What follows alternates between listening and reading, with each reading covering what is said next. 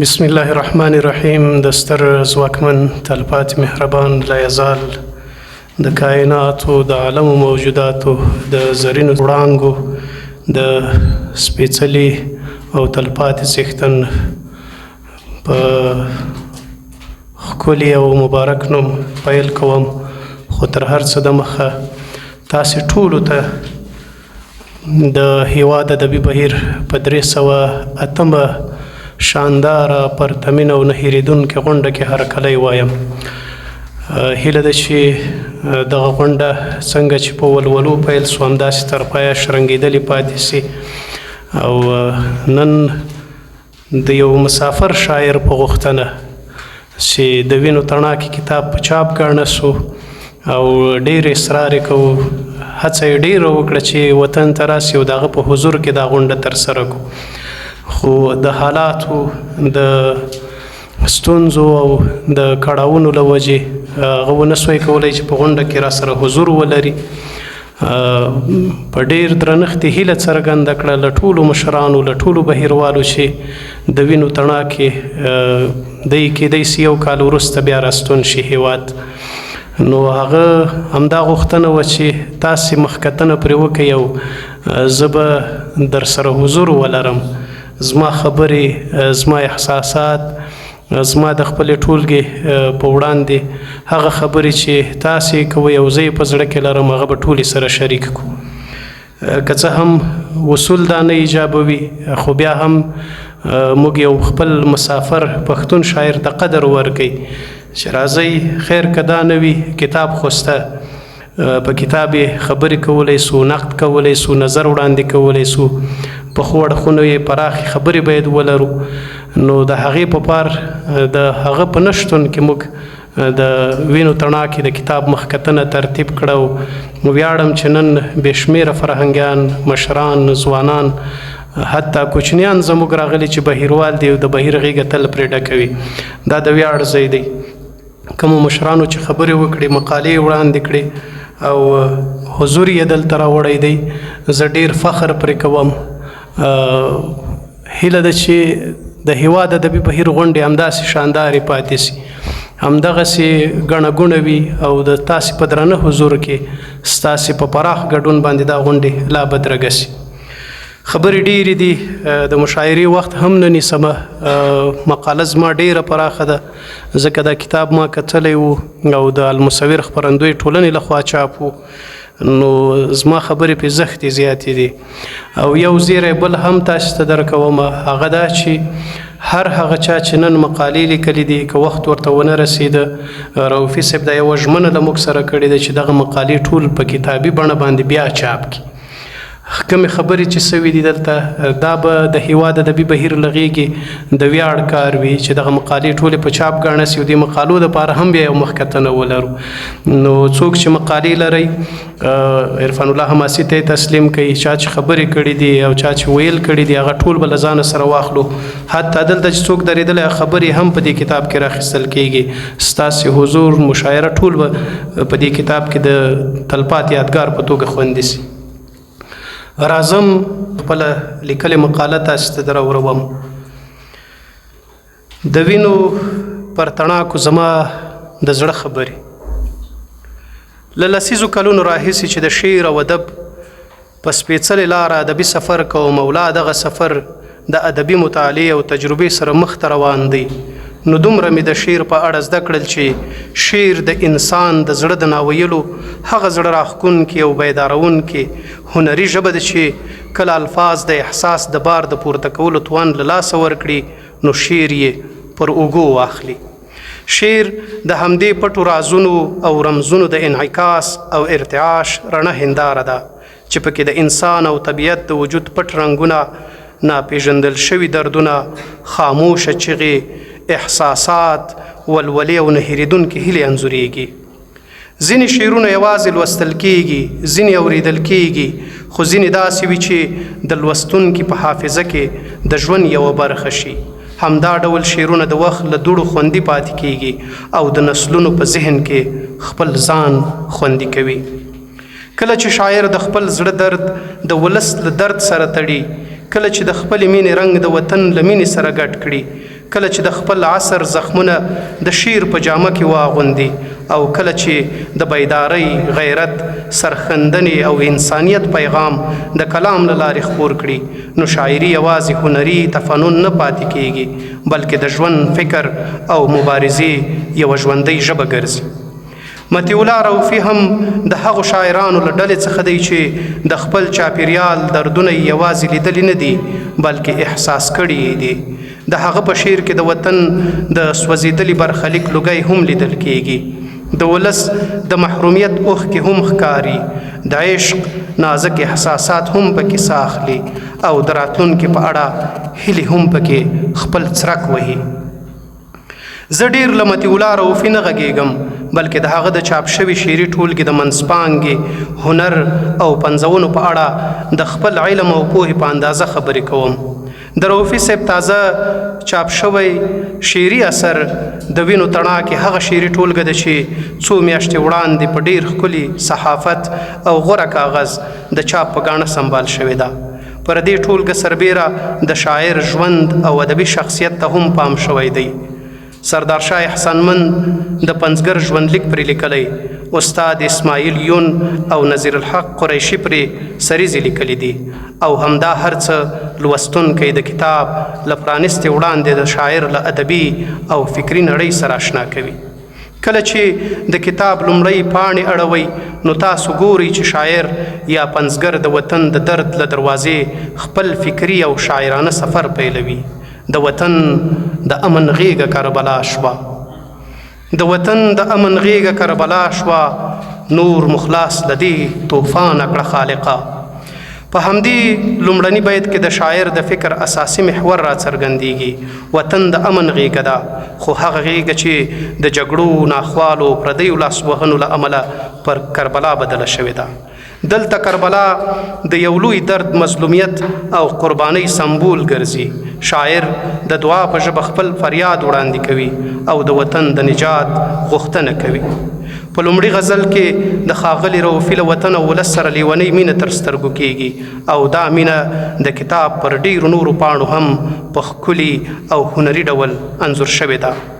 ستا اوبه لکه شیدې د خوږې مور دي، ستا اوبه لکه شیدې د خوږې مور دي، پاکه خاوره او سپېڅلې دې لمنه.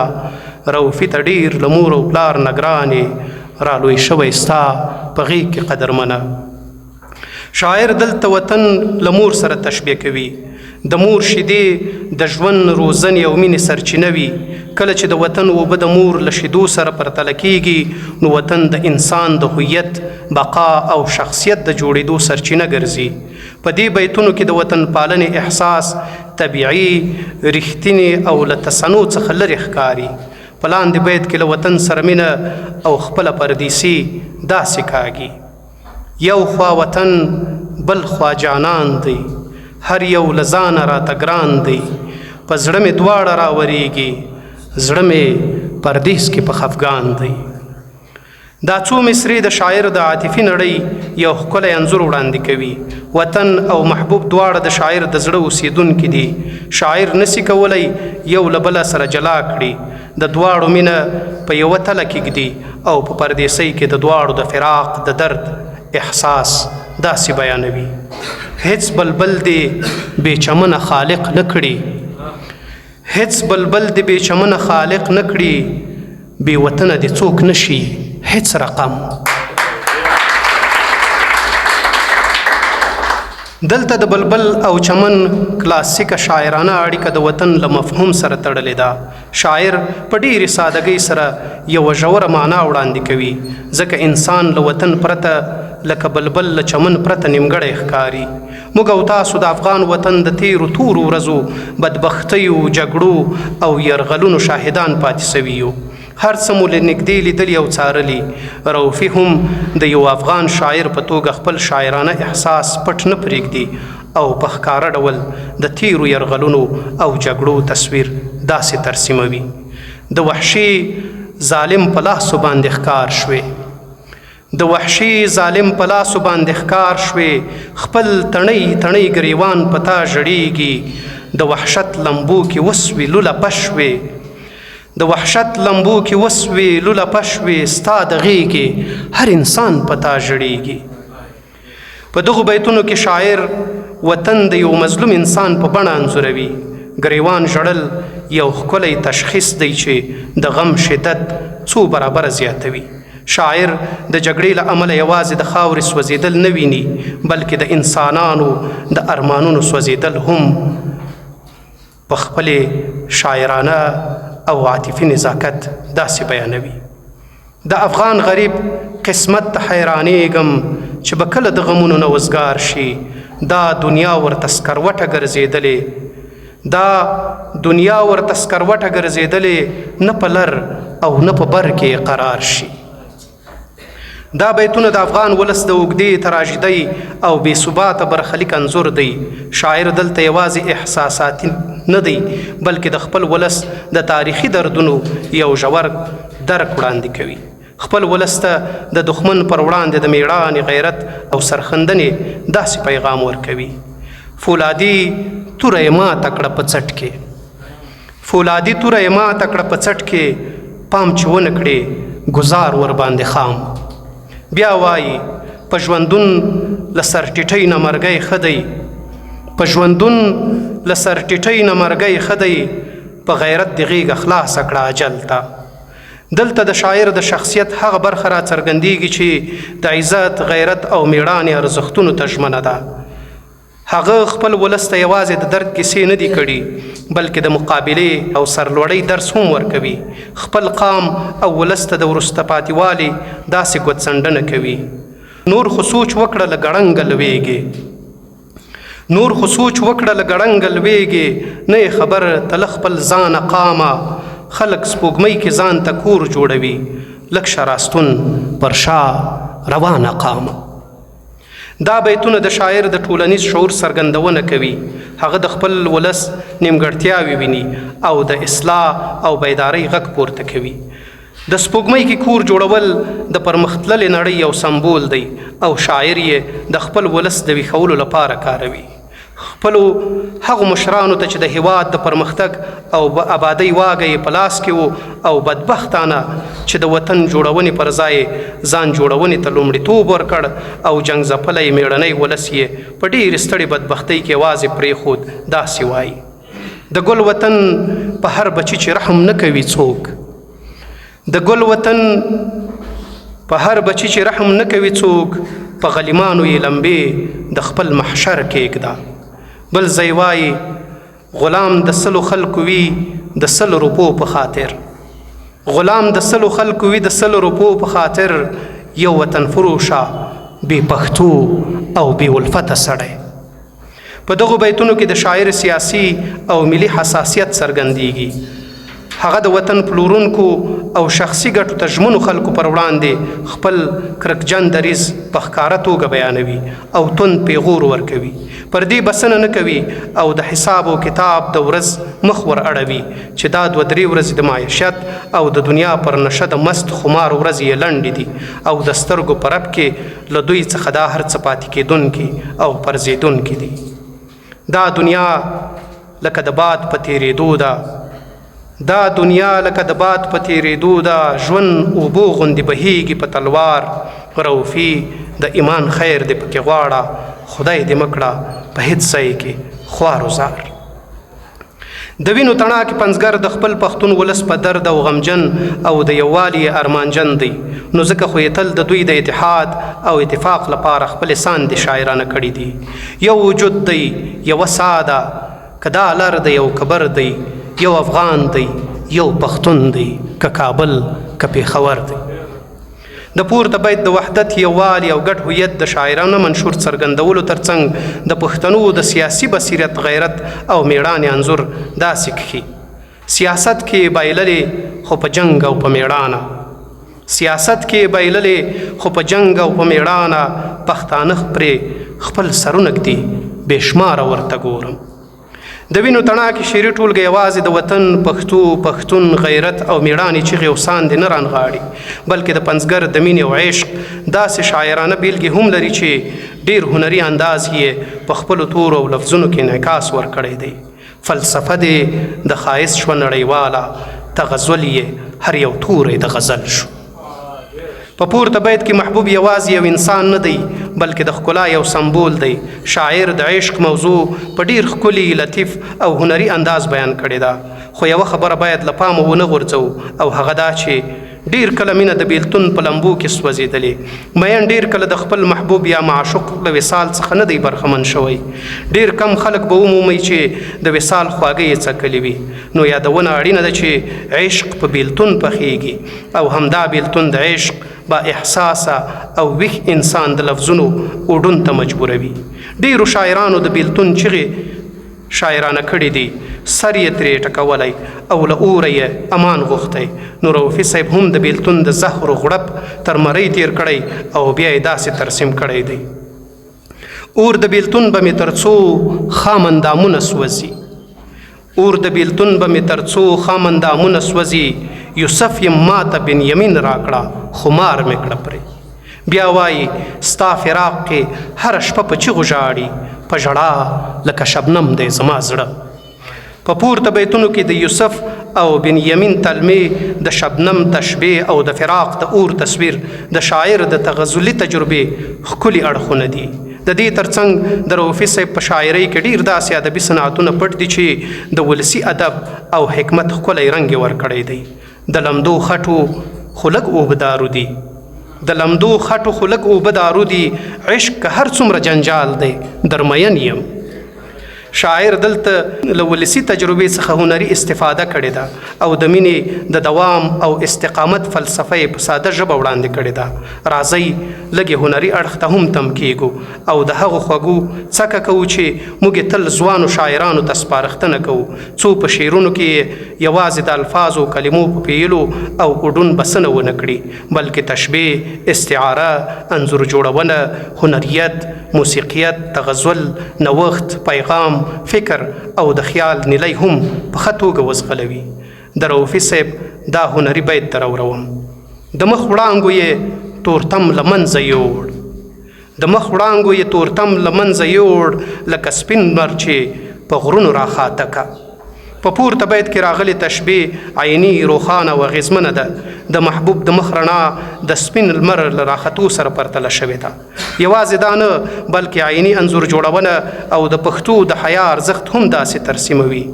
زلفې دې پورته کړه له مخ نه، شوې په خیال کې ډوبه، ټکری په غاښو کې نیول کړم پر ځان دې مین. دا بیت د ټول کتاب له ښکلي تصویري بیتونو څخه دی.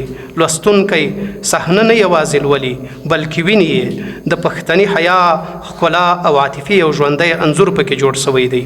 د ښه شعر پنځولو لپاره د پورته یادو شوو ادبي صنعتونو، مزایاو او نورو خبرو ترڅنګ د کره او پر ځای مبالغه کول هم ډیر اړین دي. لکه رؤفي صاحب چې وایي: ستا د ښایست یو مړاوی شوی ګل پرې نه ورکوي، ستا د ښایست یو مړاوی شوی ګل پرې نه ورکوي، متی ته ورکړي که دنیا ټوله دنیا ګلونه. په دې بیت کې د وطن ناپایه سمندري مینه تر هر مادي ارزښت لوړه ګڼل شوې ده، ځکه خپل ټاټوبی، توکم او خاوره چې انسان پرې د سر سترګې د ژوند لپاره پرانیستې وي، هلته یې خړپوڅې کړي وي او د هغې خاورې په اوبو او خوړو تغذیه شوی وي. نو د وطن د مینې ژوندي ضمیره او د بیداره احساس خلک زما د همدې لفظونو په لوست دا ټول ارزښتونه ښه درک کولی سي. پر انسان داسې وختونه هم ډیر راځي چې د نورو له خبرو نصیحتونو ستړی شي، خو دا ستړیا هغه وخت ډیریږي چې نصیحت کوونکی خپله په خپل نصیحت عمل نه کوي. نو دلته دویم مخاطب د هغه د شخصیت په مطالعې سره لاره بدلوي او دومخی چلندي عمل ډیر کله د ټولنې د خلکو تصور بدلولی شي. دی وایي: د ناصح د نصیحت زنځیر مې مات کړ، د ناصح د نصیحت زنځیر مې مات کړ، درندانو سره زم شوم مای فروش. د یادونې سره سم دا پورته بیت د شاعر د فکري ازادۍ، د دودیزو محدودیتونو پر وړاندې د اعتراض او د خپل انتخاب د حق څرګندونه کوي. په ټوله کې د وینو تڼا کې د درد، عشق، وطن پالنې، بیدارۍ، سرخندنو، پښتو، پښتون، تربور، میړانې، غیرت او انساني ارزښتونو یوه رنګینه شعري ټولګه ده. د رؤفي صاحب شاعري په خپل طبیعي صداقت، روان بیان او ولسي رنګ لوستونکی له ځانه سره ملګری کوي. د ده د شعرونو ښکلا تر ډیره په همدې کې ده چې له زړه راوتلې او د زړه تر دروازې رسیږي. که څه هم په ځینو ځایونو کې د لا ژورو هنري تجربو او نویو تصویري کشفونو تنده احساسیږي، خو دا د یو روان او مخ پر وړاندې شاعر د سفر طبیعي ځانګړنه ده. د ده په شاعرۍ کې د پرمختګ پراخ افقونه ښکاري او هیله ده چې په راتلونکو اثارو کې به د ده فکري ژورتیا او هنري پوخوالی لا نور هم وغوړېږي. رؤفي صاحب یوازې د غزل شاعر نه دی، بلکې هغه په نظم، مثنوي، لوبه، چاربیت، داستان، څلوریزه او نورو ادبي فرمونو کې هم خپله طبع ازمویلې ده او د شعر له بېلابېلو قالبونو او فرمونو سره یې خپل فکري او هنري اړیکه ټینګه ساتلې ده. په پای کې ډیر قدرمن ورور ښاغلي مطیع الله رؤفي ته د لا نور ښه ادبي پرمختګ، هنري پنځولو او د داسې نورو ښو اثارو د تخلیق او چاپ هیله څرګندوم څو دی د خپلو احساساتو، فکرونو او هنري ذوق په مټ د پښتو ادب په ډګر کې د پرمختګ په لور مخته ولاړ سي او په همدې مینه، ژمنتیا او هنري جرأت خپلې ادبي هڅې لا پیاوړې کړي. د شعر او ادب له لارې د خپل ولس د احساساتو، هیلو او دردونو استازیتوب ته دوام ورکړي او په راتلونکي کې داسې نورې پخې، هنري او اغیزمنې پنځونې د لوستونکو مخې ته کیږدي. ځکه رؤفي صاحب له هغو هیله بخونکو قلموالو له ډلې څخه دی چې د لا ډیرو لاسته راوړنو، خو بریاو تمه ترې کیدای شي. زه ورته د ژوند په هر ډګر کې د بریا، سوکالۍ او روښانه راتلونکي دعا کوم. لا یزال رب دې د قلم لا پیاوړی، فکر لا رڼا او ادبي سفر لا بریالی او بختور کړي. په پښتنه مینه، سردار شاه احسانمن، د هېواد ادبي بهیر بنسټګر.